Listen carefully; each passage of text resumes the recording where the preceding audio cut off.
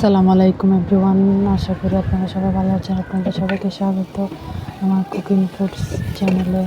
আজকে আপনাদের সাথে খিচুড়ি, চিকেন ফ্রাই, ডিম কারি শেয়ার করব। খুব অল্প সময়ের মধ্যে কীভাবে শর্টকাটে রান্না করা যায়। আমি প্রথমে খিচুড়িটা বসাই দিচ্ছি। আমি একটা পাত্রে তেল দিচ্ছি। তেল দিয়ে আমি হালকা মরিচ, মশলা, একটু রসুন বাটা, একটু পেঁয়াজ কেটে দিয়ে মশলাটা ভালো করে কষিয়ে নেব। মশলা কষানো হয়ে গেলে আমি আলু আর টমেটো দিয়ে দেবো। কয়টা কাঁচামরিচও দেবো, একটু ঝাল ঝাল হলে ভালো লাগবে। এদিকে আমার মশলা কষানো হয়ে গেলে আমি রাইস কুকারে বসাই দেব। রাইস কুকারে বসালে আপনার ভাতও লাগে না, একটা ভাতও নষ্ট হয় না, আমার ভালোই লাগে।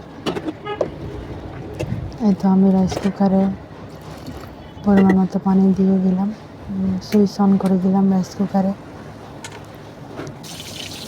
এবারে আমি ডিম কারির মশলাটা নিয়ে নিচ্ছি। পাশে ডিম কারি মশলা কষানো হয়ে আসছে।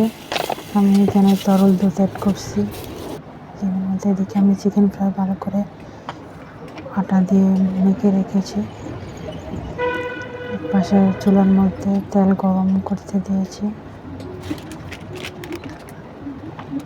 এতে আমার চিকেন ফ্রাই মাখানো মোটামুটি হয়ে আসলো।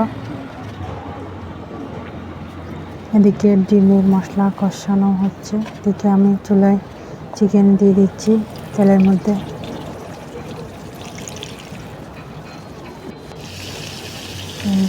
চিকেনও মোটামুটি হয়ে আসছে, আমার ডিম কারিও হয়ে গেছে। আমি ধনিয়া পাতা দিয়ে চুলাটা এখন বন্ধ করে দেব।